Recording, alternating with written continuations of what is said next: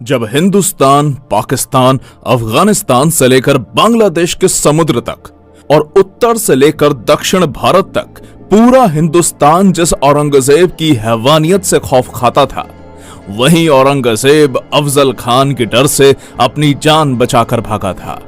और उसी अफजल खान को छत्रपति शिवाजी महाराज ने 2 मिनट में ठोका था। अफजल खान को मारने के बाद पूरे हिंदुस्तान में कोई मुस्लिम बादशाह नहीं बचा था जो छत्रपति शिवाजी महाराज के साम्राज्य को रोक सकता था। सैकड़ों सालों से चल रही मुगलों की गुलामी को चीरते हुए इस हिंदुस्तान की धरती पर छत्रपति शिवाजी महाराज ने हिंदुओं का एक अलग साम्राज्य खड़ा कर दिया। शिवाजी महाराज की ताकत का अंदाजा आप इसी से लगा सकते हैं कि जब तक छत्रपति शिवाजी महाराज जीवित रहे, तब तक औरंगजेब ने महाराष्ट्र की धरती पर अपने कदम नहीं रखे। इतना जबरदस्त खौफ औरंगजेब के अंदर शिवाजी महाराज का बैठा हुआ था। पर दुर्भाग्यवश 3 अप्रैल सन 1680 छत्रपति शिवाजी महाराज का रायगढ़ पर देहांत हो गया। शिवाजी महाराज के देहांत के बाद औरंगजेब बड़ा खुश होकर हिंदुस्तान जीतने का सपना देखने लगा। वो सोचने लगा, उत्तर से लेकर मध्य भारत तक सब कुछ तो मैं जीत चुका हूं। अगर दखन से इन मराठों का सफाया कर दूंगा तो पूरे हिंदुस्तान का बादशाह बन जाऊंगा। इसलिए तुरंत अपनी लाखों की सेना लेकर वो दखन में जा उतरा। पर औरंगजेब इस बात से बेखबर था कि छत्रपति शिवाजी महाराज के बाद उनके पुत्र धर्मवीर छत्रपति संभाजी महाराज नंगी तलवार लेकर मुगलों का काल बनकर खड़े थे। जैसे ही मुगलों के कदम महाराष्ट्र की धरती पर पड़े, मराठों ने मुगलों के मस्तक उतारने शुरू कर दिए। जिसके बाद गोवा में पुर्तगीज, मैसूर में चिकादेवराय, कोंकण में सिंधी, बल्हारपुर, नासिक, औरंगाबाद में मुगल, एक साथ 12 सल्तनतों को संभाजी महाराज ने मौत के घाट उतारा। संभाजी महाराज के इन भयानक हमलों से औरंगजेब बौखला उठा। कहीं ये मराठे हर हर महादेव की ललकारे देकर दिल्ली पर ना टूट पड़े, ये सोचकर उसका दखन में सांस लेना तक मुश्किल हो गया। औरंगजेब छत्रपति संभाजी महाराज से इतना ज्यादा डर चुका था कि वो एक भी युद्ध में उनके सामने नहीं आया। पर अपने ही लोगों की गद्दारी के कारण छत्रपति संभाजी महाराज जैसे महान पराक्रमी योद्धा को मुगलों के हाथों कैद होना पड़ा। और 11 मार्च सन 1689 को औरंगजेब ने बड़ी दर्दनाक यातनाएं देकर छत्रपति संभाजी महाराज की हत्या कर दी। संभाजी महाराज के देहांत के बाद औरंगजेब को लगा, अब मराठा साम्राज्य पूरी तरह से खत्म, अब जल्द ही दखन को जीतकर दिल्ली वापस चला जाऊंगा। तो दूसरी तरफ छत्रपति संभाजी महाराज की मृत्यु से हर मराठा के अंदर हिंदवी स्वराज की आग लग चुकी थी। जल्द ही इस आग से मराठे औरंगजेब की महाराष्ट्र में कब्र खोदने वाले थे। और अगस्त सन 1689 को अपने राजा की मौत का बदला लेने के लिए सह्याद्री के वीर मराठों ने औरंगजेब को महाराष्ट्र के तुलापुर नाम की जगह पर घेर लिया। और हर हर महादेव की गूंज के साथ संताजी घोर पड़े और गिने चुने चंद मराठा सैनिकों ने औरंगजेब की लाखों की सेना पर चढ़ाई कर दी। वीर मराठा योद्धा संताजी घोरपड़े ने अपनी खूनी तलवार से मुगल सैनिकों के मुंड काट दिया। मुगल छावनी में घुसकर मराठों ने ऐसा मौत का तांडव मचाया कि हजारों मुगल सैनिकों को काटकर मौत के घाट उतार दिया। मराठों के हाथों हो रही मुगलों की ऐसी भयानक मौत देखकर औरंगजेब का दिमाग ही रास्ते से फिर गया और जान बचाने के लिए वो कायर औरंगजेब उसी क्षण युद्ध छोड़कर भाग गया। औरंगजेब का नसीब अच्छा था कि वो भागने में सफल रहा, नहीं तो मराठे उसे वहीं काटकर जिंदा जमीन में दफना देते। इस युद्ध में भले ही औरंगजेब की जान बच गई, पर पूरे हिंदुस्तान में उसकी इज्जत लुट गई। मराठे यही नहीं रुके, उन्होंने मुगल छावनी के ऊपर के 2 सोने के कलश काटकर पूरी मुगल छावनी को तबाह कर दिया। जिस औरंगजेब की क्रूरता और कट्टरता के कारण पूरे हिंदुस्तान के राजे महाराजे थर-थर कांपने लगते थे, उसी औरंगजेब को मराठों की खौफनाक सेना ने दौड़ा दौड़ा के मारा। तुलापुर में हुई शर्मनाक हार से औरंगजेब पूरी तरह टूट चुका था। इसलिए मराठों से बदला लेने के लिए उसने दक्षिण भारत के सबसे ताकतवर सरदार कासिम खान को आदेश जारी किया। अब कासिम खान ने संताजी घोरपड़े को पकड़ने के लिए कर्नाटक के तलाकू गांव में एक मजबूत घेरा बनाकर मराठों का रास्ता रोक लिया। पर मराठे भी कहां रुकने वाले थे। मराठों ने कासिम खान के इस घेरे को तोड़कर और मुगलों की छाती को चीरकर कर्नाटक के तलाकू गांव में जबरदस्त मारकाट मचा दी। मराठों के अग्नि बाण मुगलों की छाती को चीरते हुए आर पार निकल रहे थे। मुगलों की मौत का यह खूनी मंजर देखकर कासिम खान की धड़कनें तेज हो गई और मराठों के डर से मुगल सेना को लेकर वो दोड्डेरी के किले में जाकर छुप गया। मराठों के पराक्रमी योद्धाओं ने दोड्डेरी के किले को चारों तरफ से घेर लिया। अब मराठा सरसेनापति संताजी घोरपड़े ने अपनी चाल चली और किले के दरवाजे को बाहर से बंद करके हजारों मुगल सैनिकों को कैद करके मार डाला।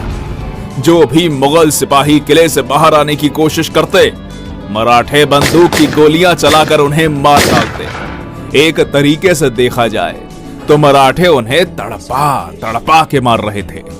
किले के अंदर खाने के लिए कुछ भी ना होने के कारण घोड़े, हाथी, कुत्ते जैसे जानवर मुगलों ने मारकर खाए।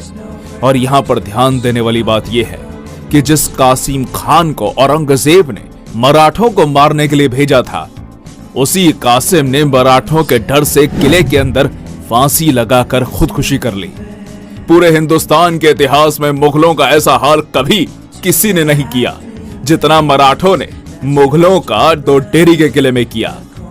अली मर्दान खान, रुस्तम खान, खुदाबंद खान, हसन अली खान जैसे अनेक ताकतवर योद्धा दिन रात एक करके मराठों का पीछा करते, पर मराठों ने औरंगजेब को नहीं छोड़ा तो भला ये मुगल सरदार मराठों का क्या उखाड़ लेते।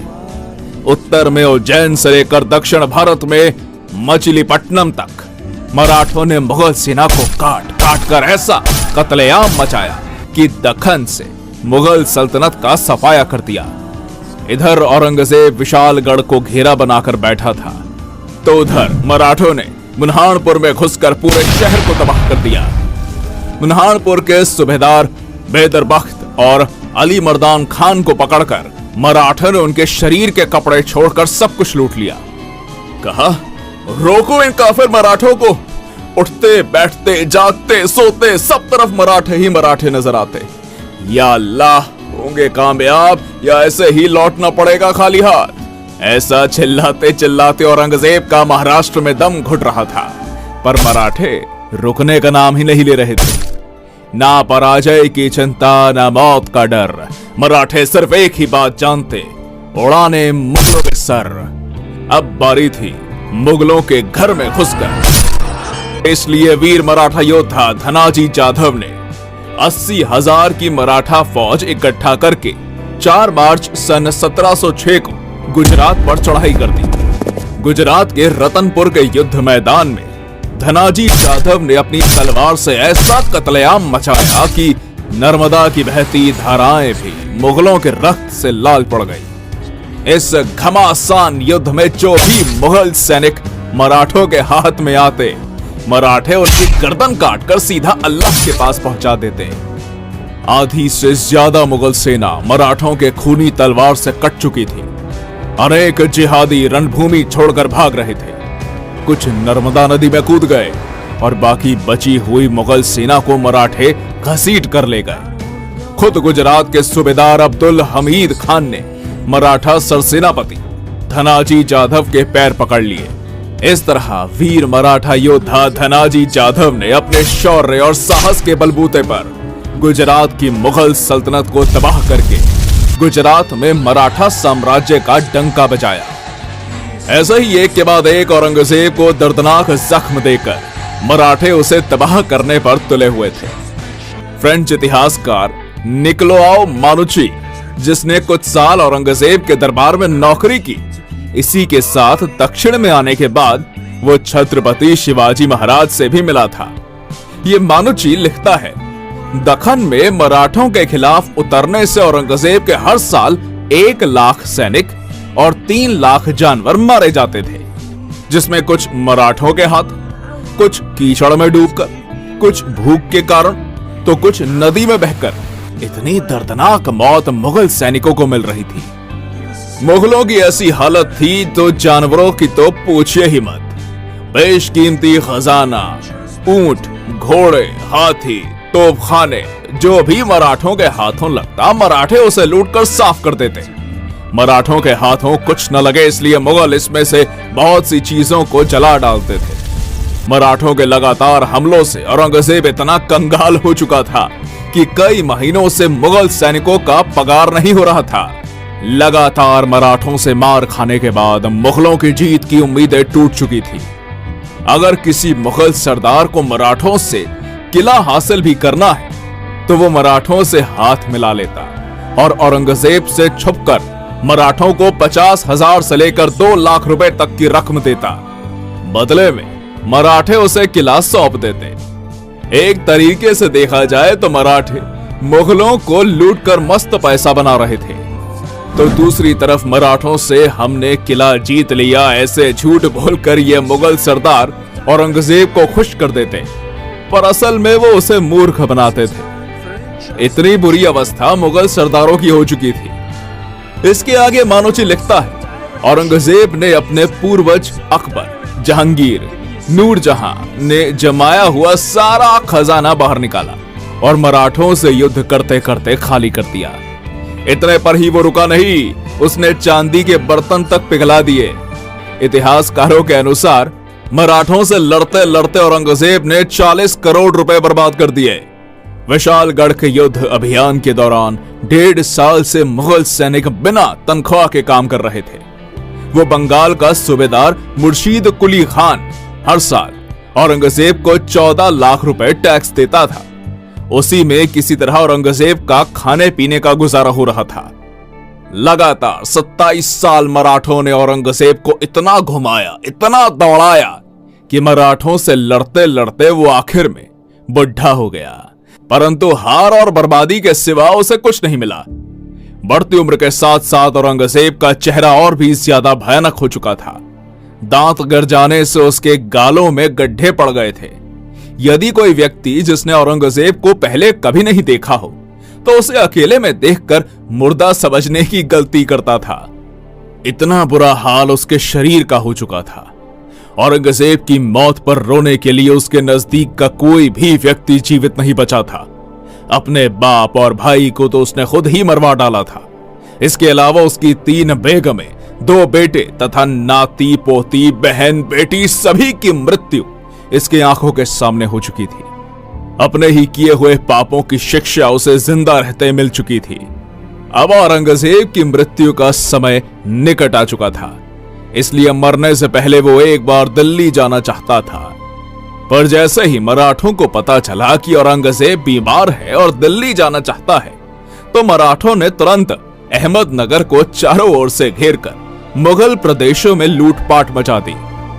इसी बीच औरंगजेब भयानक दर्द और पीड़ा से गुजर रहा था, पर मराठों के कारण उसे इलाज मिलना भी संभव न हो पाया और 3 मार्च सन 1707 को महाराष्ट्र के अहमदनगर में वो नीच औरंगजेब तड़प तड़प के मर गया और हिंदुस्तान का बादशाह बनने का उसका सपना उसी की कब्र के साथ दफन हो गया।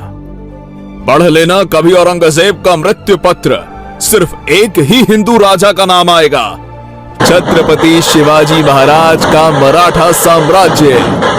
दोस्तों, इस वीडियो का